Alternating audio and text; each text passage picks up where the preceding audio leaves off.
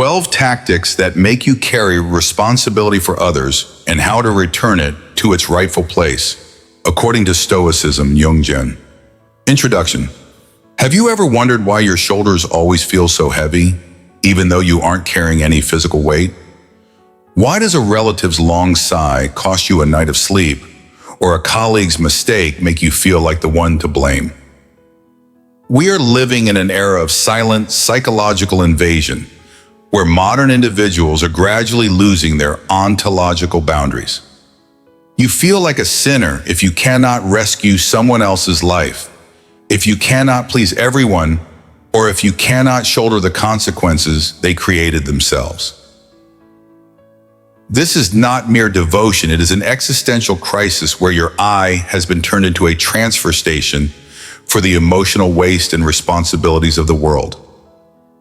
This pain is persistent. It gnaws at your freedom and stifles your own ability to grow. Today, we will embark on a profound psychological surgical journey to identify 12 subtle tactics that others use to transfer their burdens onto your shoulders. Through the lens of resilient Stoic philosophy and Carl Jung's deep analytical psychology, we will not only dissect these manipulative mechanisms, but also learn how to return what does not belong to us with the utmost resolve. This is a journey to rediscover the integrity of the soul, to understand that setting boundaries is not selfish, but an act of protecting human dignity.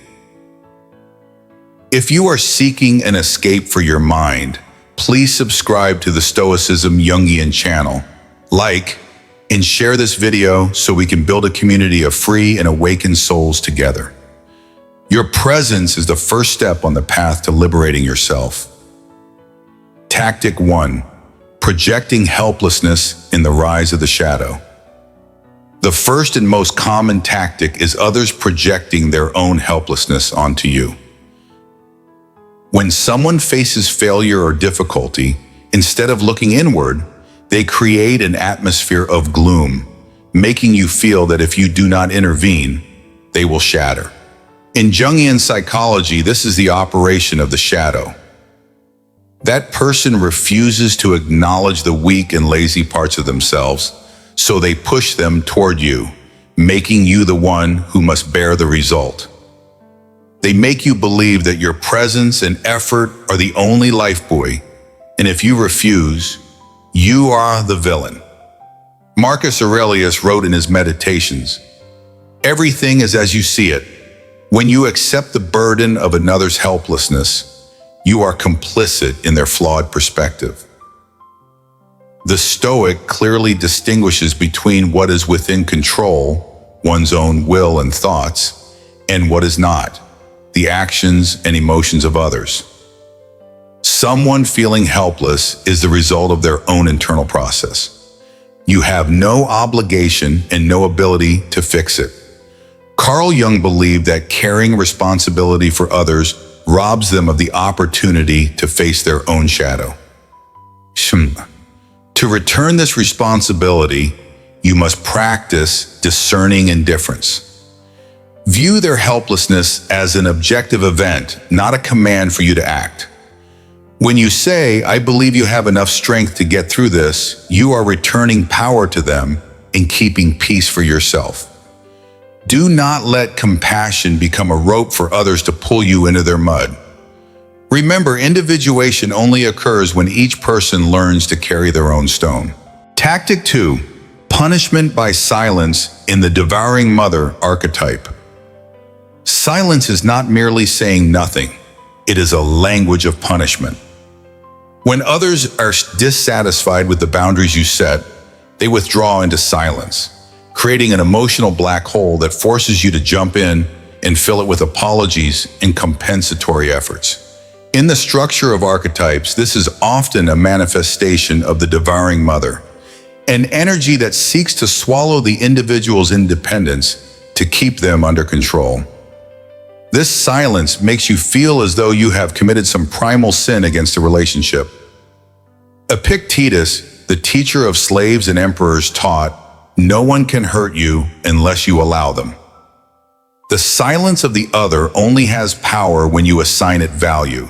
If you feel restless and want to atone for something you did not do wrong, you are letting external judgment define your self-worth. The Stoic understands that the words or silence of others are indifference. They cannot touch your inner virtue if you do not open the door for them. To neutralize this tactic, learn to endure the discomfort of silence without reacting. Carl Jung emphasized that enduring paradox is a sign of spiritual maturity. When you do not chase after them to apologize, you break the manipulative pattern. You are returning to them their right to be silent and returning to yourself the right to live without constant approval. Stand firm like a pillar amidst rushing water. Let their silence crash against the cliffs of your mindfulness and vanish. Tactic 3. Weaponizing sacrifice and the martyr complex. I did everything for you, and yet you... This sentence is the beginning of the martyr complex tactic. The manipulator uses past acts of kindness as a form of high-interest credit to force you to pay with submission in the present. They make you feel that every breath you take is owed to them, and therefore all their problems now are your responsibility.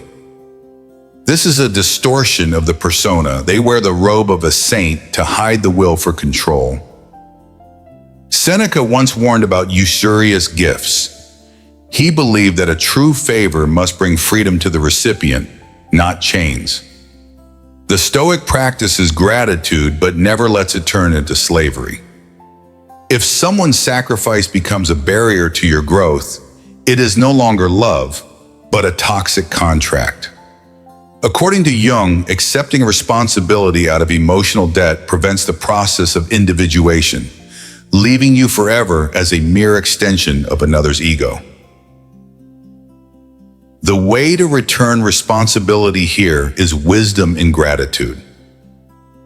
You can be grateful for what they have done, but you must assert that your life is not collateral for those things. Say with the composure of a philosopher, I appreciate what you have helped with, but I cannot repay it by losing my own integrity. When you separate emotion from responsibility, you liberate both parties. Do not let the shadow of the past obscure the light of reason in the present. The journey of inner discovery always requires the courage to look directly at painful truths. If you feel these insights are helping you redefine the borders of your soul, take a moment to hit like and leave a comment. I choose freedom. Your interaction not only helps the algorithm spread this message, but is also a commitment to yourself on the path of awakening. Please subscribe to the Stoicism Jungian channel. Let us continue into the deeper layers of truth. Tactic 4. The crisis creator and shadow addiction. There are people who seem to live in an endless series of crises. From financial and emotional issues to petty conflicts, they always turn everything into an emergency and throw it into your hands. This tactic relies on triggering your rescue instinct. In analytical psychology, these individuals are often trapped in their own shadow. They are addicted to chaos because it helps them avoid facing their inner emptiness. They need a hero archetype to save them, and they choose you to play that role. However, Marcus Aurelius reminds us, be not swept off your feet by external events. When constantly rescuing someone from troubles they cause themselves is not helping. It is nurturing their irresponsibility. The Stoic understands that each person has a fate, amor fati, and lessons that must be learned through suffering. When you jump in to solve a crisis for them, you are stealing their lesson. You are weakening your own spiritual muscles and those of the other person. To return the responsibility, learn to say no to emergencies that are not yours. Set an iron boundary. You only support when they have made a self-effort. and absolutely do not do for them what they can do for themselves. Jung argued that each individual must go through the dark night of the soul to grow. Do not be the one who hinders that process. Let them face their own consequences. That is the only true act of kindness that you can perform. Your calmness in the face of their storm is the boundary protecting your soul. Tactic 5. Blaming circumstances and the refusal of subjectivity. I had no other choice. It's because of society/parents, the boss, that I'm like this. This is the tactic of stripping away subjectivity. When others make themselves victims of destiny and indirectly demand that you be the one to fix reality for them. Just they make you feel that if the world is unfair to them, you must be the one to compensate for that unfairness. From a Jungian perspective, this is identification with the victim complex, a psychological state where the ego is paralyzed and loses its capacity for creative action. Stoic philosophy is the complete opposite of this mindset. Epictetus asserted, sickness is a hindrance to the body, but not to the will. No circumstance can strip away the right to choose one's attitude. When you take responsibility from a victim, you are indirectly confirming that they are truly helpless, which makes them sink deeper into the shadows. You are carrying a weight with no endpoint, as the world will always have new injustices for them to complain about. The way to return it to its rightful place is to use reason as a spotlight. Point out that they always have a choice, however small. Refuse to carry the consequences of their passivity. Marcus Aurelius advised us to be like the rocky headland. Though the waves crash against it, it stands firm and tames the fury of the sea. Stand firm in your reality and do not let the distorted reality of others drag you into the role of a reluctant savior. Sure, the responsibility for their life belongs to them, regardless of how harsh the circumstances may be. Tactic 6. Malicious comparison and the inferiority complex. They use an ideal model or themselves to compare and suggest that you owe them an equivalent perfection. Why could I do it while you can't help me?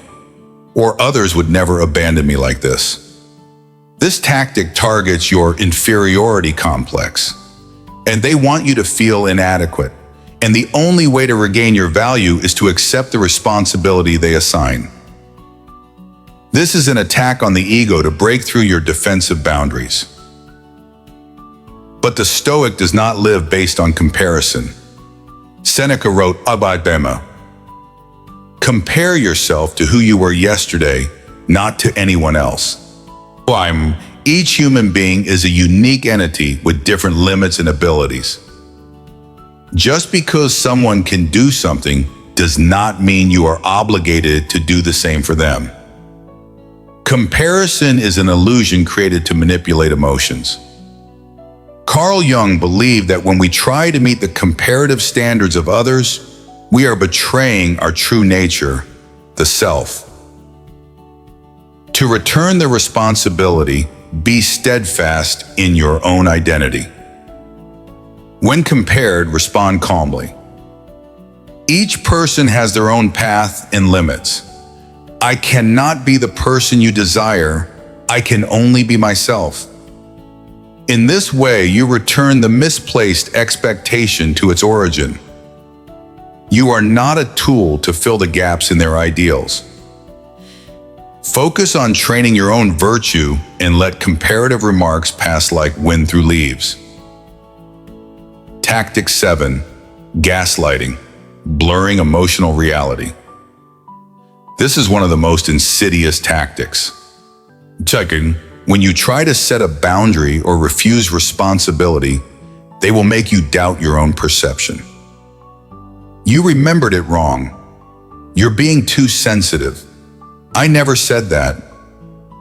The goal is to destroy your internal compass, making you feel you are wrong and must accept responsibility to atone for your own misunderstanding. Jung called this the dissociation from sensation and intuition, causing the individual to lose their footing in their own reality. The Stoic values objective truth above all. Marcus Aurelius advised us to always strip things down to their primal nature. If you know you are not at fault, then even if the whole world says you are, the truth remains unchanged. Chef, maintaining sanity in the face of gaslighting is a high-level Stoic exercise. You must trust the universal reason, logos, operating within you. Bag. To return the responsibility, trust your journal and your own memory more than the words of the manipulator. When reality is bent, cling tightly to obvious truths. Do not argue to convince them, for that is their game. Simply hold your ground. I know what I saw and felt. I will not take responsibility for what I did not do. Carl Jung emphasized that trusting inner experience is key to reaching wholeness. When you cannot be swayed regarding reality, they cannot place any false burdens on your shoulders. Tactic 8, the deception of the common good and the collective trap. This tactic often appears in families or organizations.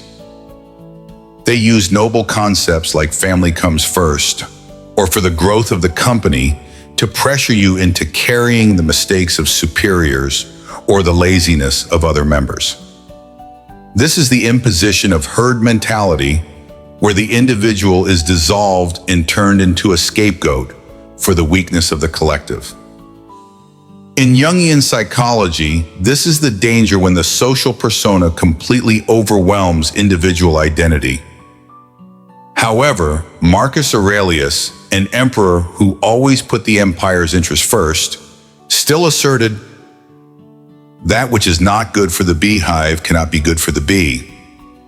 A collective that forces an individual to carry a responsibility for the wrongdoing of others is a collective that is rotting. The Stoic serves the community through virtue, not through weakness. You do not help the beehive by allowing yourself to be crushed irrationally. The way to return it to its rightful place is to distinguish between duty and abuse. Have the courage to point out what is your task and what is a failure of the system or others. Practice spiritual autonomy. Do not let noble titles deceive your reason. When you refuse to carry responsibility that does not belong to you in a collective, you are actually helping that collective look directly at the problem to fix it. That is a courageous act in the Stoic spirit, protecting the integrity of the individual against the pressure of the many. Tactic 9, projecting guilt via the wounded child archetype. Many people use their past wounds to justify their current behaviors and force you to take responsibility for caring for those wounds. Because I was abandoned in the past, you can't leave me for a minute now, or because I have suffered, you must do as I say. They play the role of the wounded child to trigger your protective instinct. This tactic makes you carry the weight of the past, something that ought to be healed by them, not you. Jung argued that if a person does not integrate their shadow and heal their inner child, they will forever be a puer aeternus, eternal child, and will always seek a substitute mother-father. Your acceptance of this responsibility only prolongs their psychological regression. Stoicism teaches us that the past is outside our control, indifferent. We live in the present and are responsible for present actions. But past suffering is not a license to control others in the present. To return the responsibility, be empathetic, but do not identify. You can understand their pain, but absolutely do not carry it. Encourage them to seek help or face their own ghosts. I am very sorry for what you went through, but I cannot be the one to solve that pain for you. When you maintain this boundary, you are respecting the other's ability to heal themselves and protecting your own soul space. Do not let your life become a hospital for people who do not want to get well. Tactic 10, the hidden threat and the fear of abandonment. This is a tactic that targets the most primal human fear, loneliness. If you don't help me with this, maybe we shouldn't see each other anymore. Or subtle hints about cutting off the relationship. They put you in a position where you must choose between personal freedom and social connection. In psychological structure, this is the activation of the ego's fear of dissolving into nothingness. They make you feel that responsibility toward them is a prerequisite for the relationship's existence. Stoicism has a practice called premeditatio malorum, visualizing the worst. Imagine if that relationship was truly lost. What would you still have? You would still have virtue, reason, and yourself. Seneca said, the self-sufficient person is one who can be happy even when alone. When you no longer fear being abandoned, threats lose their fangs. You carry responsibility for others for fear of losing them, but in reality, you have already lost yourself in the process. The way to return the responsibility is to dare to accept the risk of being abandoned. Say, I value this relationship, but I cannot maintain it by doing things that go against my principles. When you are ready to walk away, you are the most powerful. Carl Jung believed true maturity begins when we dare to detach from toxic bonds to find the whole self. A relationship based on responsibility blackmail is a cage, not a harbor. Open the cage door and fly away on the wings of stoic freedom. Tactic 11, conditional praise, the trap of kindness. They use praise to frame you into a fixed role. You are the most generous person I know. Only you are magnanimous enough to help me. This is the tactic of using the persona to imprison the individual. You feel you must accept responsibility because if you refuse, you will lose the good image they have painstakingly built for you. You become a prisoner of your own kindness. Jung warned that over-attachment to a positive persona makes the shadow increasingly dark and dangerous. The Stoic does not seek external praise. Marcus Aurelius wrote, "A beautiful thing is beautiful in itself. It needs no praise to be better." If your kindness is used as a tool for exploitation, it is no longer virtue but weakness. Integrity is more important than reputation. You do not need to prove you are a good person by shouldering the irrationality of others. To return the responsibility, learn to be ugly in the eyes of the manipulator. Dare to break the perfect image they assign to you. I can be generous, but my generosity has boundaries. When you refuse the savior role, you are integrating the shadow into the ego, becoming tougher and more authentic. Carl Jung argued that a whole person is better than a person who is artificially good. Return the deceptive praise and keep the freedom to be a real human being with all the necessary no's. Tactic 12, the tactic of sacred obligation and spiritual abuse. The final tactic is elevating personal responsibility to a religious, moral, or divine duty. This is your karma. God wants you to be tested through this, or it is your destiny to carry the family. They use macro concepts to crush the resistance of reason. In analytical psychology, this is the abuse of divine archetypes to suppress the weak ego, making the individual feel that refusing responsibility is a crime against the universe. But Stoicism teaches us about a different destiny, the destiny of a rational being. By reason, logos, is the highest gift, and it never asks you to destroy yourself to serve the selfishness of others under the name of spirituality. Seneca said the true vocation of man is to live in accordance with his nature, a free and discerning nature. All imposition in the name of spirituality that causes misery and loss of freedom is fraudulent.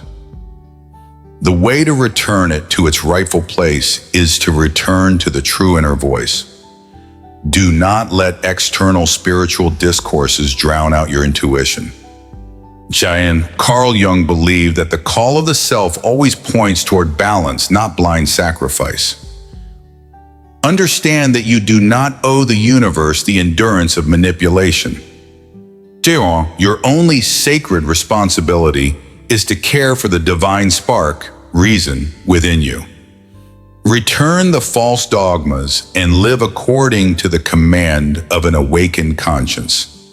That is the highest service to life. Conclusion.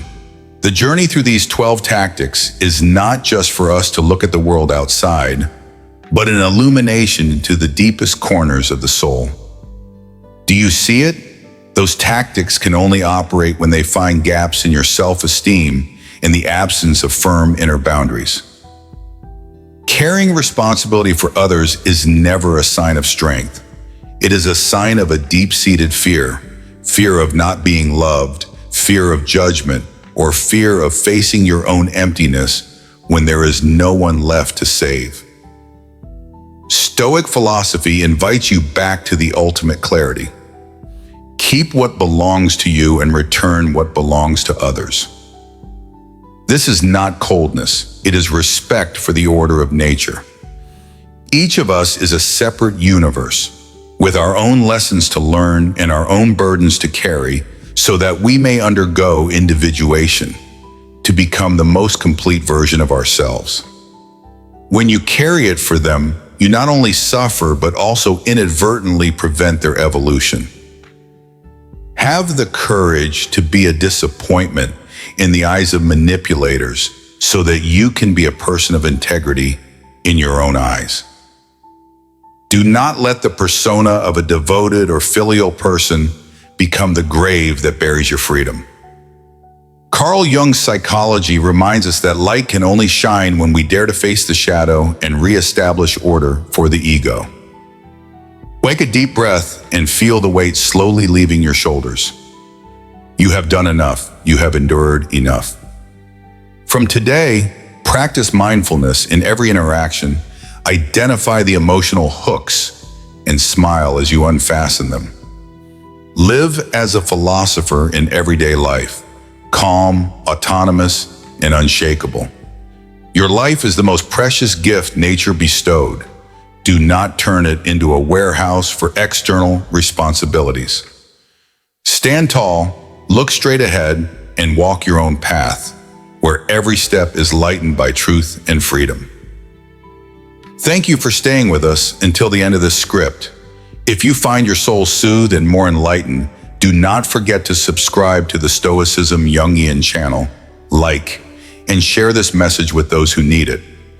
Leave a comment sharing the tactic you encounter most often so we can untangle them together. Happiness is not the absence of burdens, but carrying only your own burden with pride and love. Stoicism Jungian. Return the burden, find the self.